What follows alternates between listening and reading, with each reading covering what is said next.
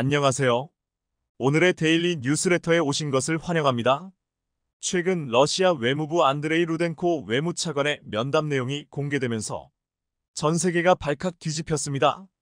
당시 루덴코 차관은 한국 정부가 한반도의 긴장 고조를 촉발하는 대립적 정책을 재검토해야 한다고 주장하면서도 대립적 정책 대신 동북아시아에서 평화와 안정, 화해를 달성하는 효과적인 방법을 모색하길 한국 정부에 촉구했다고 밝혔는데요.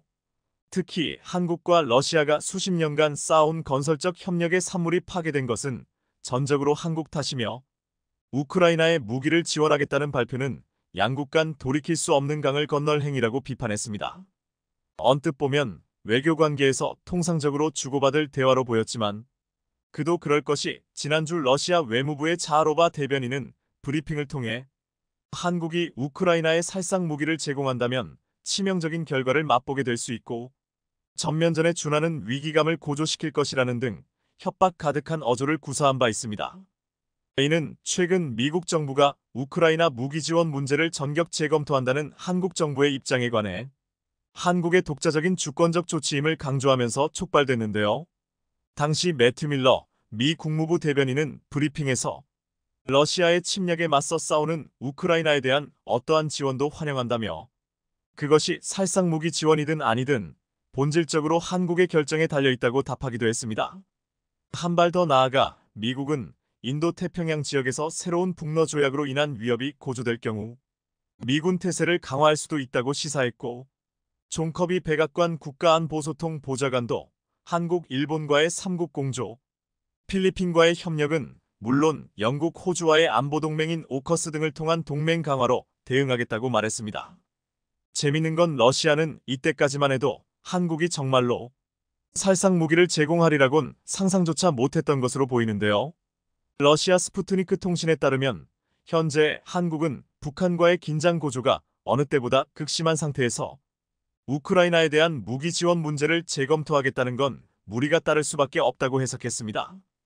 특히 전쟁 중인 국가에 살상 무기를 제공하지 않는다는 한국 정부의 기존 입장을 뒤집을 수 없는 치명적인 모순은 다름 아닌 한국이야말로 그들이 말하는 휴전 국가이며 때문에 실제 실행에 옮기기보다는 러시아의 반응을 보면서 압박카드로 활용할 것이라는 게 주요 군사 전문가들의 관측이기도 했는데요.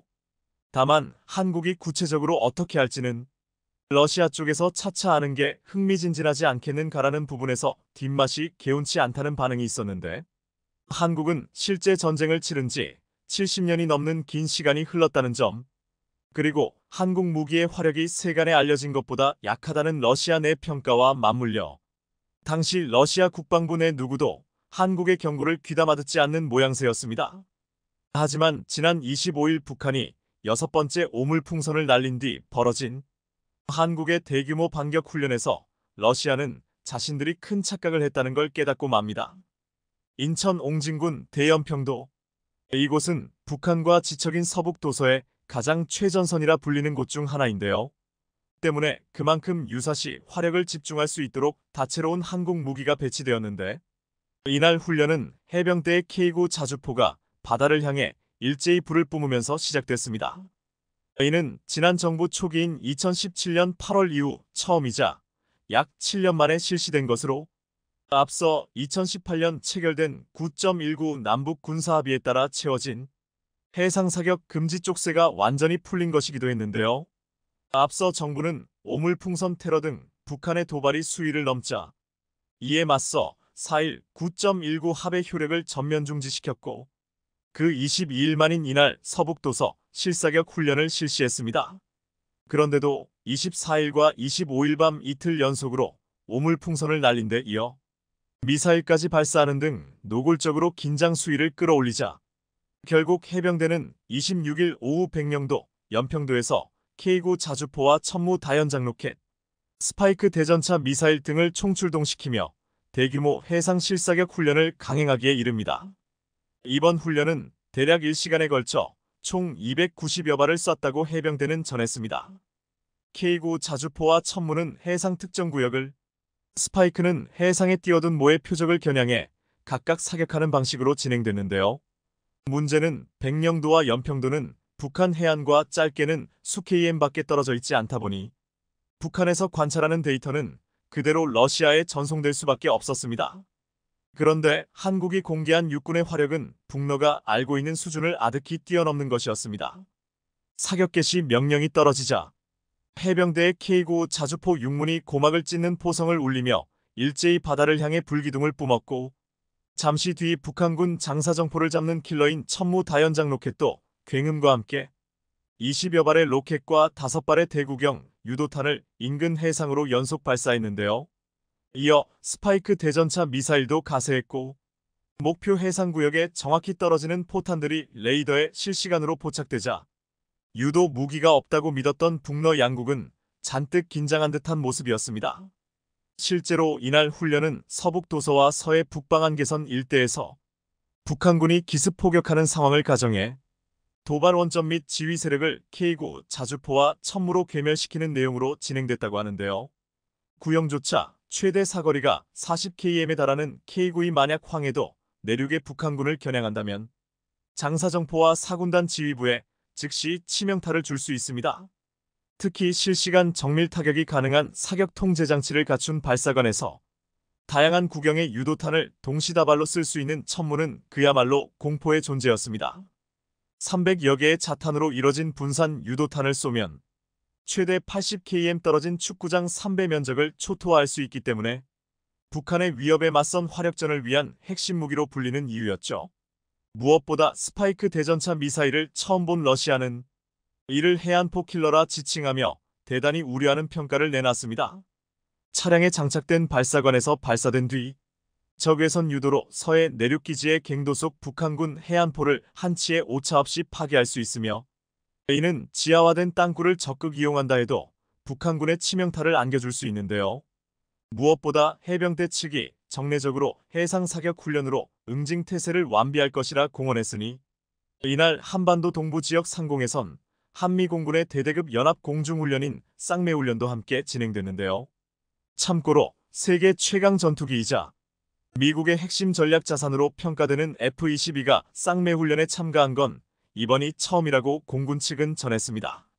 하지만 러시아가 진짜로 경악한 부분은 따로 있었으니 그것은 바로 북한이 야심차게 준비한 극초음 미사일 발사가 실패로 돌아갔기 때문인데요. 합동참모본부에 따르면 북한은 이날 오전 5시 30분 평양 일대에서 동해상으로 탄도미사일 한 발을 발사했다고 긴급 뉴스를 내놨습니다.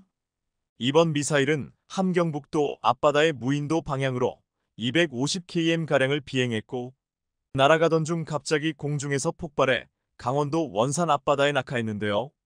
특이했던 건 이번에 쏘아올린 탄도미사일은 북한이 지금껏 쏘아올린 다른 탄도미사일과 여러 다른 점이 눈에 띄었다는 겁니다. 수십 km 밖에서도 육안으로 선명히 보이는 비행운이 지그재그로 어긋나 있는 형태로 볼 때 이는 북한이 러시아의 기술을 전수받아 개발 중인 고체 연료 극초음속 IRBM 가능성이 높았는데요. 군 관계자에 따르면 이번 미사일은 연기가 평상시보다 많이 나면서 비행운이 짙게 남았고 비정상적인 비행을 했다며 엔진부의 연소가 제대로 되지 않은 게 주요 문제점으로 보인다고 분석했습니다. 참고로 극초음속 미사일이란 이론상 평양에서 서울까지 날아오는데 채 1분이 걸리지 않는 게 특징입니다. 한국 국방안보포럼 사무총장은 만약 부산에서 훈련 중인 미국 항공모함이 극초음속 미사일에 공격받는다면 한미연합군이 요격하기 매우 어려울 것이라며 경고할 정도였고, 이 때문에 지난 2월 군 당국은 북한의 강력 도발을 우려해 수도권 시민들을 대상으로 1분 안에 대피하는 방안을 짜고 있다고 처음으로 알리기도 했는데요. 대규모 인명피해를 우려한 계획이라지만 1분이라는 시간이 주는 압박감으로 인해 해당 뉴스가 공개됐을 당시 여론에 상당한 파장을 낳기도 했습니다. 4월 북한이 공개한 극초음속 미사일인 화성 16나형은 탄두부에 글라이더형 날개를 장착해 비행 중 변칙적으로 이동 경로를 움직일 수 있도록 설계됐는데, 놀라운 건 이러한 극초음 미사일이 러시아로부터 전수된 기술일 가능성이 높았다는 겁니다.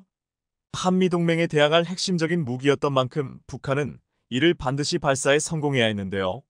러시아로선 믿고 있던 북한의 기술력이 형편없다는 것에 매우 실망하면서도 북한이 언제쯤 극초음속 미사일 발사에 성공할지 모르는 와중에 한국은 북한을 초토화시킬 화력을 꺼내들었으니 러시아가 꼬리를 내리고 한 발 물러선 건 당연한 이치였을지도 모르겠습니다. 중국군이 라이칭더 대만 총통 취임식이 진행된 지 사흘 만에 대만을 사실상 포위하는 대규모 군사훈련에 돌입했습니다. 대만 역시 곧바로 군 병력을 투입해 대응에 나서 대만 해협을 둘러싼 양안 간 군사적 긴장이 고조되고 있는데요. 연합리젠 2024의 연습이라는 명칭이 붙은 중국의 연합훈련은 대만을 한가운데에 두고 주변 해역에서 동시다발적으로 이뤄져 사실상 대만을 포위하는 형태로 진행됩니다. 중국군 대변인은 이 훈련은 독을 추구하는 대만 독립분리 세력에 대한 강력한 징계이자 외부 세력의 간섭과 도발에 대한 엄중한 경고라고 목소리를 높였습니다.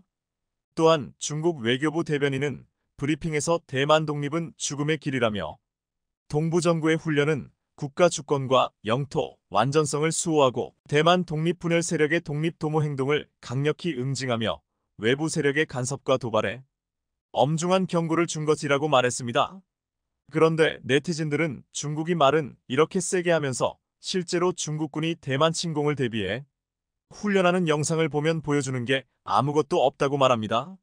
무슨 뜻일까요?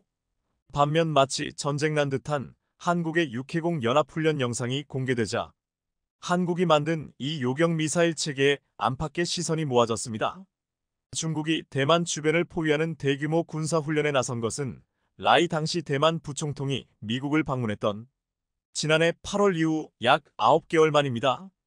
당시 중국군은 라이 부총통의 미국 방문 후 귀국에 맞춰 육해 공군을 총동원한 훈련을 통해 군사적 압박 수위를 높였습니다. 그리고 이제 친미 독립 성향의 라이칭더 대만 신임 총통이 취임하자 중국은 총통 취임 사흘 만에 사실상의 대만 포위 군사훈련을 진행했습니다. 중국인민해방군 동부정부는 23일 공식 SNS를 통해 이틀간 대만 해협과 대만 북부, 남부, 동부 및 진먼다오, 마쭈다오, 우추다오, 둥인다오 등에서 육해 공로해군 병력이 참가하는 합동 군사훈련을 실시한다고 밝혔는데요. 그런데 중국이 공개한 훈련 영상을 보면 말로만 대만 침공을 준비한다며 대만 주변의 함정을 파견해 둘러싸기만 했지 실제 훈련에서 보여준 건 아무것도 없었습니다. 평소 훈련과 다를 게 없었고 마치 국군 홍보 영화 같았을 뿐 강렬한 인상을 주는 부분도 없었습니다. 하지만 한국은 달랐습니다. 이 영상은 한국 해군의 실제 훈련 모습입니다. 지난 10일 한국 해군과 육군, 공군이 함께 동해 해상에서 해군 1함대 사령관 주관으로 적 도발에 대한 육해공군 합동훈련을 실시했는데요. 이번 훈련에는 광개토대왕함 DDH, 춘천함 FFG-2, 전북함 FFG-1, 홍대선함 PKG 등 해군 함정 10여 척, P3 해상 초계기와 링크스 해상작전 헬기, 육군 AH-64E 공격 헬기, 공군 KF-16 전투기 등이 참가했습니다. 특히 국내 기술로 개발한 해상 유도무기인 대함 유도탄 방어 유도탄 해공, 전술함대지 유도탄 해룡, 함대함 유도탄 해성 1, 2 실사격을 했는데 이들 한국 무기들은 목표를 정확히 타격하며 국산 유도무기의 우수성을 다시 한번 입증했습니다. 길이 122m, 2800톤급 전투함인 춘천함이 파도를 가르며 바다 위를 항해합니다. 그 순간 수십 킬로미터 밖에서 무인 표적기가 빠르게 돌진해옵니다. 적이 발견됐다는 명령에 따라 승조원은 각자의 자리로 향하고 전투함에서 공중의 목표물로 향하는 유도미사일에는 최종 발사 명령이 떨어집니다. 미사일은 화염을 내뿜은 자리부터 하얀 궤적을 그리며 수직으로 떠오르고 이내 궤적을 기울여 목표물을 정확히 타격한 함대공 미사일은 국산 기술의 해공이었습니다. 홍대선함은 바다에서 도발하는 적선을 향해 유도탄 해성 1원을 발사하는가 하면 전북함은 육지에 있는 적에게 함대지 유도탄 해룡을 적중시키며 국산 유도무기 훈련으로 모두 성능을 확인했다는 성과를 얻었습니다. 이번 훈련은 유도탄 교전 능력과 더불어 육군 아파치 공격 헬기와 공군 KF-16 전투기까지 참여해 합동작전 능력을 끌어올리는 데 집중했습니다. 특히 이번 훈련에서 눈에 띄는 무기는 해공이었습니다. 해공이 발사된 춘천함에는 한국형 전투체계 종합능력평가가 처음으로 적용돼 무기체계 성능과 승조원의 숙달 수준 등을 단계별로 확인했는데요. 이날 해군은 해군 해룡해성 하푼 등 4종 유도탄을 실사격하며 목표를 정확히 타격해냄으로써 국산 유도무기의 우수성을 다시 한번 입증했습니다. 해군은 오는 2031년까지 한국형 전투체계 평가 수준을 높여서 해외에 수출하는 함정까지 적용하겠다는 계획인데요. 훈련이 아니라 실제 전쟁과 같은 한국군의 훈련 영상을 보고 많은 사람들이 놀라워했고, 특히 실사격 100% 명중이라는 놀라운 한국 무기의 성능에 감탄했습니다. 특히 국내 기술로 개발한 해상 유도무기인 대함 유도탄 방어 유도탄 해공은 날아오는 적 대함 미사일 등을 격추할 수 있는 요격 미사일로서 20km 떨어진 적 항공기나 대함 미사일까지 요격할 수 있어 K방산의 다음 주요 주자로 여겨지고 있습니다. 해공은 한국이 기존에 운용하고 있는 미국 레이시온의 RAM이라는 미사일을 대체하기 위해 지난 2018년 국내 개발을 완료한 유도무기입니다. 2023년 국방기술품 질원이 국산 함대공 요격 미사일 해공이 첫 품질 인증 사격 시험 발사 및 요격 성공 영상을 공개했을 때 많은 사람들이 입을 다물지 못했습니다. 당시 해상 유도무기 해공은 미사일을 시험 발사의 표적에 모두 명중하는데 성공했는데 그냥 명중시킨 게 아니라 해군 신형 호위함 대구함에서 수직으로 발사된 직후 90도로 방향을 틀어 낮게 날아오고 있는 표적을 명중시켰던 것입니다. 영상을 본 일부 네티즌들은 발사 직후 수직으로 꺾어져 요격하는 모습이 놀랍다는 반응이 이어졌습니다. 해공은 적 고기동 대함미사일을 요격하기 위해 측추력기를 활용한 급속한 방향 전환이 가능한 유도무기입니다. 측추력기는 천궁이 국산 요격 미사일 등에도 장착돼 있으며 러시아 기술을 활용한 것으로 알려져 있습니다. 수년 전 러시아의 이스칸데르 K 순항 미사일이 발사 직후 90도로 급격한 방향 전환을 한 뒤 비행하는 영상이 공개돼 온라인에서 화제가 됐는데 이제 한국이 그런 요격 미사일 체계를 갖게 된 것입니다. 해공은 2011년부터 2018년까지 1,617억 원을 투입해 국방과학연구소 ADD와 LIGNX1 등이 개발했습니다. 길이 3.08m로 한 발당 가격은 10억가량입니다. 함정에 한국형 수직 발사기 KVLS에 4발씩 탑재됩니다. 해공은 음속의 2배에 달하는 속도로 최대 20km 떨어진 적 항공기나 대함 순항미사일 등을 격추할 수 있으며 대함미사일은 물론 마하이급의 초음속 대함미사일도 요격할 수 있는 것으로 알려져 있는데요. 해공이 초음속 대함미사일까지 요격할 수 있는 것은 이중 탐색기 등 정밀한 유도장치 덕분입니다. 해공은 무선 주파수 RF, 열 영상 IIR 탐색기가 함께 장착돼 있는데 무선 주파수 탐색기는 미사일 앞부분, IIR 탐색기는 미사일 앞쪽 측면에 부착돼 있습니다. 특히 밀리미터파 레이더 센서 기술을 활용해 적 미사일 탄두부를 근거리에서 정확히 식별, 직접 요격, 히트킬도 가능합니다. 해공은 수도권을 위협하는 북장사정포 요격을 위해 개발 중인 한국형 아이언돔, LAMD로 엘터투드, 미설 디펜스 체계 미사일로도 활용되고 있는데요. 북장사정포 요격 체계 LAMD 요격 미사일은 해공 미사일의 탐색기를 간소화하는 형태로 교체해 가격을 낮추면서도 표적 탐지 능력은 높인 해공 개량형인 것으로 알려져 있습니다. 해공은 2021년부터 대구함과 마라도함 등에 배치된 이후 신형 호위함, 차기 한국형 구축함 KDDX 등에 배치될 예정인데요. LIGNX1은 말레이시아에서 열리는 방산전시회 디펜스 서버서즈 에이저 2024에 참가해 중거리 지대공 유도무기 천궁 II 함대공 유도무기 해공, 휴대용 지대공 유도무기 신궁 대전차 유도무기 현궁 등 주력 유도무기와 첨단 대포병 레이더 체계를 선보일 예정입니다. 특히 이번에 한국은 말레이시아가 자국의 국방력 강화 전략에 따라 깊은 관심을 보이는 천궁 II와 해공 프로모션에 집중할 계획인데요.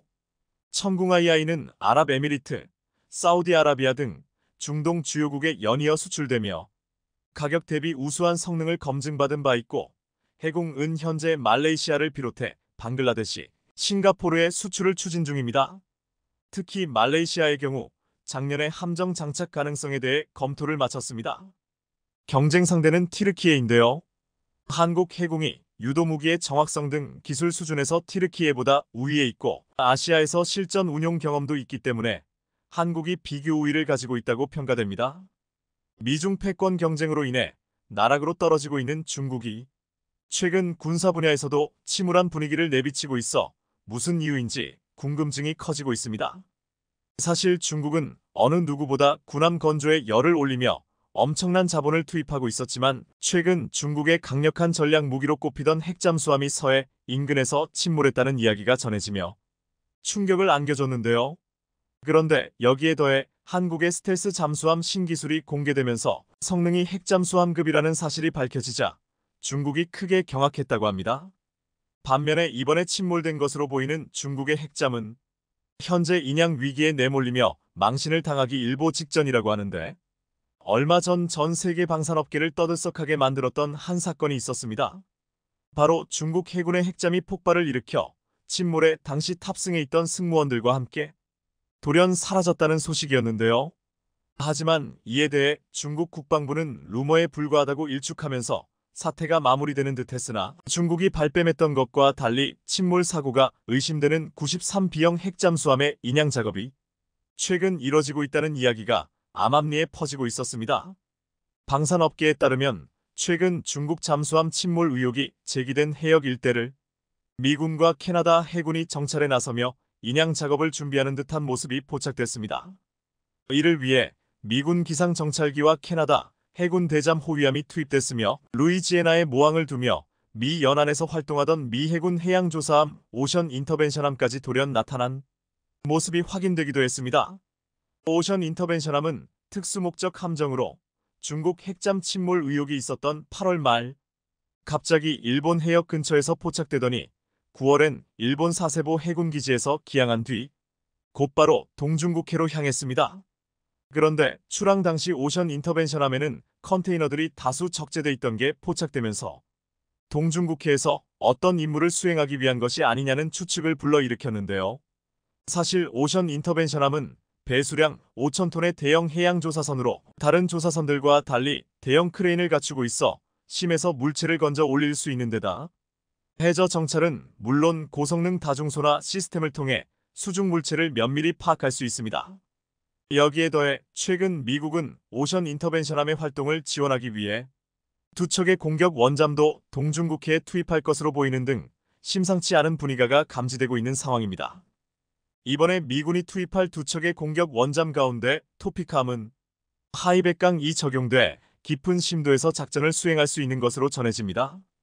안 그래도 최근 미국에서는 공격 원잠이 부족하다는 이야기가 나오고 있는 가운데 이런 상황에도 불구하고 두 척이나 동시에 동중국해에 전력을 투입했다는 건 어떠한 특수한 임무가 주어진 것으로 보입니다.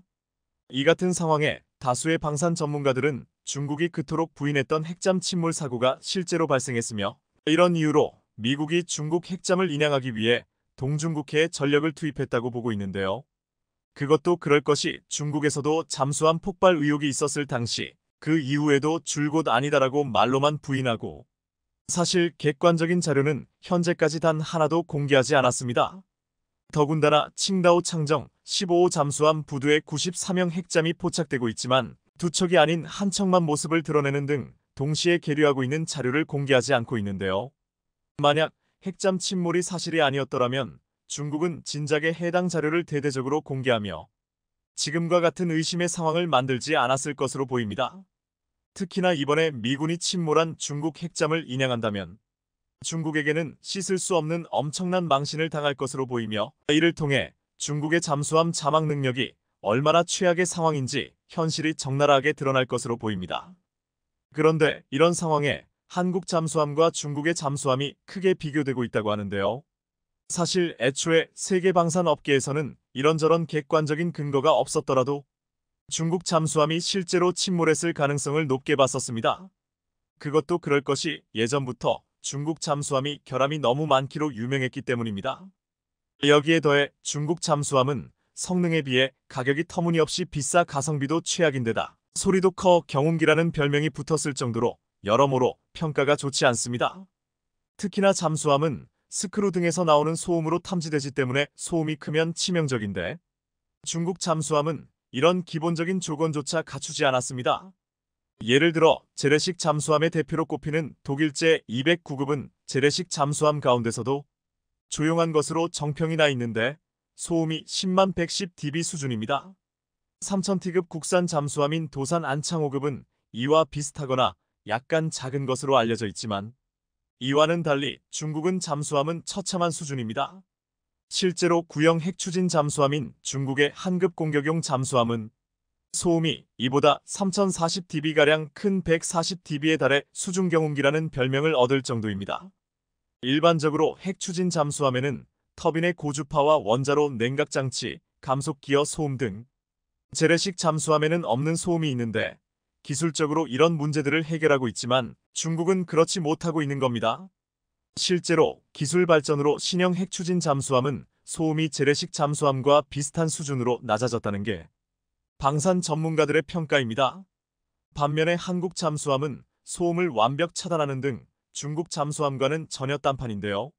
실제로 국내 조선업계 유일이라는 하나오션의 수중음향 연구시설에는 기포로 수상함 선체를 감싸 선내 소음을 차단하는 마스커 에어 시스템이 존재합니다. 이는 바로 적 잠수함의 음향 탐지 가능성을 줄이는 스텔스 기술로 하나오션에 따르면 효과는 수상함에서 화장실 물 내리는 소리를 차단할 정도라고 합니다. 특히나 이런 놀라운 성능을 보이는 장비는 현재 미국만 전력화한 잠수함 최신 기술로 우리 해군에는 2028년쯤 적용될 예정인데요. 음향 수조와 마찬가지로 국내 조선업계 유일이라는 육상시험소에는 수소연료전지 설비가 자리해 있는데 이는 도산 안창호함에 적용돼 기존 디젤 엔진 잠수함보다 자망 기한을 5배가량 늘린 핵심 기술입니다. 이 기술 덕분에 기존 잠수함이 3일에 한 번 수상으로 모습을 드러내야 했다면 도산 안창호함은 14일 동안 해저에서 연속적인 작전을 할 수 있습니다. 일반적으로 잠수함은 자망 시간이 길수록 적에게 노출될 위험이 줄어드는 만큼 엄청난 성능으로 꼽힙니다. 이뿐 아니라 한국은 수소연료 전지를 이용한 잠수함 전동화 기술의 경우 도산 안창호함과 일본 소류급이 전 세계에서 가장 큰 3000T 규모 잠수함으로 선두에 있는데요. 이런 상황에 갈수록 연료전지 기술이 발달하고 있는 만큼 앞으로 한국이 만드는 잠수함은 수중작전 시간이 중국에 비교되지 않게 기하급수적으로 더 길어질 것으로 보입니다. 실제로 현재 하나오션의 그룹사인 하나에어로스페이스가 연료전지를 개발 중이어서 향후 이들 기업들의 시너지 효과가 나타날 것으로 기대되는 상황인데요. 이렇게 되면 잠수함 분야와 관련해 글로벌 초격차 방산 솔루션 시스템이 구축되는 겁니다. 게다가 최근 도산 안창호급 잠수함이 필리핀 잠수함 사업의 잭팟을 노린다는 소식까지 들려오면서 호재가 겹치고 있는데요. 방산업계에 따르면 1조 8천억 원 규모의 필리핀 잠수함 수주전을 벌이고 있는 하나오션에 최근 수주 청신호가 켜졌습니다. 해군 전력 현대화 사업을 추진하고 있는 필리핀이 하나오션이 건조한 장보고 3KSS-3 잠수함에 관심을 보이면서 결과는 정해졌다는 평가가 나오고 있기 때문입니다. 현재 필리핀 정부는 해군 전력 현대화 사업인 호라이즌을 추진 중으로 잠수함 2척을 새롭게 도입할 방침입니다. 이번 프로젝트는 하나오션과 함께 프랑스 방산기업인 나발그룹, 스페인의 나반티아의 3파전 양상이었지만 대세는 이미 기울어졌다는 평가입니다. 프랑스 나발그룹과 스페인 나반티아는 전 세계 해군에서 운용 중인 스콜펜급 잠수함과 S-80급 잠수함 건조 능력을 각각 보유하고 있는데요. 아직 필리핀이 요구하는 잠수함의 구체적인 사양이 확정되진 않았지만 필리핀 측이 하나오션이 과거 대우조선해양 시절 설계 건조한 장보고 3 잠수함에 엄청난 관심을 보이고 있는 것으로 알려진 만큼 사실상 시간 문제라는 전망입니다. 현재 하나오션은 필리핀의 요구에 따라 장보고 3 3000톤급 잠수함에서 파생한 2800톤급 장보고 3PN 잠수함을 제안한 것으로 확인됐습니다. 해당 잠수함은 리튬이온 배터리 등 최첨단 기술을 탑재해 오랜 시간 잠항이 가능하고 여러 미사일을 장착해 땅과 바다, 하늘 모두에서 적을 제압할 수 있는 장점을 지닙니다. 여기에 더해 하나오션은 필리핀 측과 잠수함 유지, 보수와 같은 통합군수 지원에 관한 협상에서도 상당 부분 진전을 이룬 것으로 알려지면서 급물살을 타고 있는데요. 더구나 다수의 방산 전문가조차 하나오션의 수주 가능성이 높다고 점치고 있는 상황입니다. 기술력 측면에서 프랑스 나발그룹과 스페인 나반티아 등 경쟁사보다 기술력에서 우위에 있기 때문으로 실제로 장보고 3P에는 최신 기술을 다 적용했기 때문에 성능 면에서 이를 따라올 수 없습니다. 이렇듯 필리핀 잠수함 수주전에서 하나오션이 최우승자가 될 가능성이 높아지자 최근 일본 언론에서는 자국 조선업계에 엄청난 질타를 했는데요.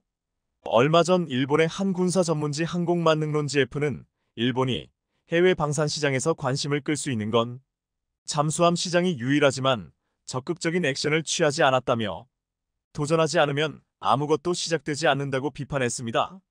매체는 필리핀 잠수함 수주전에서 일본 소류급, 타이게이급은 관심 밖으로 밀려난 지 오래됐다며 가만히 있어도 고객들이 줄을 설 것이라는 일본의 오만함이 이런 상황을 만들었다고 꼬집었습니다. 그러면서 방산 장비의 스펙은 수출을 좌우하는 여러 가지 중 하나의 요인에 불과하다며 해외 수출에 대한 적극성 없이는 아무런 성과를 낼 수 없다고 강조했습니다. 다시 말해서 일본의 이런 반응은 한국의 경우 세계 방산 시장에서 엄청난 존재감을 드러내고 있음에도 불구하고 수주전 하나하나마다 치열한 경쟁을 벌이는 등 이를 본받아야 한다는 따끔한 지적으로 보입니다. 과거 한국은 아무런 기술도 없이 맨손으로 정비 기술과 노하우를 익히고 발전에 발전을 거듭해 오늘날 명실상부 잠수함 수출국으로 발돋움했는데요. 세계를 제패하는 한국 방산의 저력이 새삼스럽게 위대해 보입니다. 한국이 국방 예산만 1,000조 원을 쓴다는 이른바 천조국 미국을 집어삼켰다는 소식입니다. 실제로 최근 한국 방산업체가 국내 최초로 미국 조선소 인수를 결정하면서 전 세계 방산업계가 충격에 휩싸였는데요. 더구나 방산 분야에서 덩치와 규모가 상당하고 고도의 기술을 요구하는 잠수함 분야에서 엄청난 성과를 내고 있다는 소식에 한국이 미국을 뛰어넘는 건 시간 문제라는 말까지 나오고 있다는데 무슨 일인지 자세히 알아보겠습니다. 지난 17일부터 6일간 서울에서 열린 서울국제항공우주방위산업 전시회 잠수함을 끌고 등장해 입을 벌어지게 만들었습니다. 사실 아덱스의 경우 화려한 에어쇼와 첨단 비행기, 우주발사체 등이 중심이 되는 항공우주방산산업 전시회인 만큼 3000T급 중형 잠수함을 들고 나타난 하나오션의 모습에 놀라울 수밖에 없었는데요. 실제로 이 자리에서 하나오션은 해군 최신 함정이자 곧 발주 예정인 장보고3 배치 1회 중형 잠수함과 대한민국 스마트 네이비 구현을 위해 제시한 무인 전력 지휘 통제함을 선보였습니다. 이번에 대한민국의 방산 위상을 한껏 세운 대표 주자인 장보고3 배치 1을 공개하면서 해외 함정 사업을 선도하겠다는 굳은 의지를 보여준 것으로 보입니다. 그것도 그럴 것이 장보고3 배치 2에는 하나오션이 개발한 공기분류 추진체계 AIP와 한화 에어로스페이스의 리튬이온 전지를 결합한 하이브리드 추진체계가 세계 최초로 탑재돼 엄청난 주목을 받았는데요. AIP 연료 전지와 리튬 배터리를 결합한 추진체계를 적용한 게 하나오션 잠수함이 세계 최초이기 때문입니다. 이 덕분에 원자력 추진 잠수함을 제외하고 자망 시간이 세계에서 가장 길며 세계에서 7번째로 수직 발사체계 실험에도 성공했습니다. 하나오션이 이번에 공개한 최신 전투함정은 3000T급 국산 중형 잠수함을 업그레이드한 버전으로 현재 취역 중인 안창호함, 안무함보다 여러 면에서 더 뛰어나다는 평가입니다. 실제로 도산 안창호함과 안무함보다 길이와 무장 연료 전지 체계, 말구평 소나, 관통형 공격잠 만경, 디젤 엔진 기종 변경 등의 작전 성능이 향상됐습니다. 곧 발주될 것으로 알려진 이 잠수함은 현재 인도네시아, 필리핀, 캐나다, 폴란드 등 각국의 국방부와 방위사업청각, 고위 관계자들이 눈독을 들이고 있어 수주 이야기도 벌써부터 흘러나오고 있는 중입니다. 실제로 이번 아덱스에서 이들 국가의 방산 고위 관계자들이 하나오션 부스를 방문해 장보고3 배치 2에 엄청난 관심을 보인 것으로 전해집니다. 그런데 최근 이보다 더 놀라운 소식이 전해지면서 국내 방산 업계는 물론 전 세계 방산 업계가 한 차례 들썩였습니다. 하나오션이 미국 필리 조선소 인수를 추진하기로 하는 등 미국 시장 진출에 물꼬를 트면서 한국이 드디어 미국에게 도전장을 내밀었다는 엄청난 반응이 나온 겁니다. 미국은 자국에서 일정 수준 이상 건조된 선박에만 운송 권한을 주기에 이번 하나오션의 필리 조선소 인수를 두고 미 방산 조선 사업 진출을 위한 포석이라는 평가가 나오고 있는 겁니다. 더구나 이번 인수가 성공적으로 마무리되면 국내 방산 기업이 처음으로 인수하는 미국 조선소로 기록될 전망인 만큼 대한민국 방산업계 역사에도 한 획을 그을 만한 중요한 변곡점이 될 것으로 보이는데요.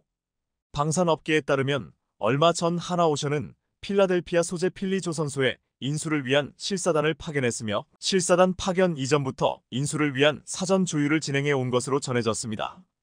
필리조선소는 노르웨이 해양해상풍력에너지 전문기업 아커 그룹 계열사로 미 해사청에서 발주한 국가안보 다중임무 선박, 해저 안반 설치선 등 고부가 선박 수주 실적을 그런데 사실 한화의 이번 필리조선소 인수 타진은 미국 현지 사업을 위한 첫 단추로 평가되고 있습니다. 앞서 말씀드렸던 것처럼 미국은 연합무역법을 통해 자국에서 건조 또는 상당 부분 개조되거나 미국의 해상 운송 권한을 등록하고 미국인이 승선한 선박만이 미국 연안 운송에 나설 수 있기 때문입니다. 한국을 포함한 대부분 나라는 국내 항구간 운송 권한을 국가가 갖고 해당 국가에 등록된 선박에 한정한다는 법안을 채택하고 있지만 미국은 자국 내 건조라는 추가 조건을 명시하고 있습니다. 이는 선종에 따라 요구 범위가 달라지는데 군이 사용하는 선박의 경우 관련 규정이 더욱 엄격하게 적용됩니다. 특히나 방산업계에서는 이번 인수에 대해 단순히 선박을 건조하는 게 아니라 방산과의 시너지를 고려했을 때 최적의 조건을 갖췄다고 보고 있는데요. 대우조선해양에서 하나오션으로 새 출발한 지 1년도 되지 않아 추진하는 대규모 M&A가 어떤 효과를 낳을지 다양한 시선이 나오고 있는 가운데 방산과 해상풍력 사업을 육성하고자 하는 하나오션에 어울리는 M&A라는 평가입니다. 필리조선소는 이름 그대로 미 해군이 태동한 필라델피아 지역을 대표하는 조선소로 세계 최대 해군기지이자 미 해군의 핵심 기지인 버지니아주 노포크와 해군사관학교 아나폴리스 등과도 인접해 있습니다. 실제로 필리조선소는 상선과 더불어 군을 포함한 정부로부터 선박을 수주하거나 이들이 운용하는 선박의 정비 보수를 핵심 사업으로 두고 있는 만큼 엄청난 시너지 효과가 있을 것으로 보입니다. 이렇듯 한화가 북미 지역 조선소 인수를 적극 추진하고 있는 이유는 전 세계적으로 전쟁과 분쟁이 가속하면서 함정에 대한 수요가 늘고 있어서입니다. 여기에 더해 미 해군의 유지 보수 정비 시장도 커지고 있는 데다 해상풍력 설치선과 같은 사업을 하기 위해서는 미국 조선소를 통해 건조해야만 하기 때문입니다. 실제로 이런 이유로 한화 말고도 국내에서는 HD한국 조선해양 등도 북미 지역 조선소 인수를 적극 추진할 정도로 새로운 먹거리로 떠오르고 있는 중입니다.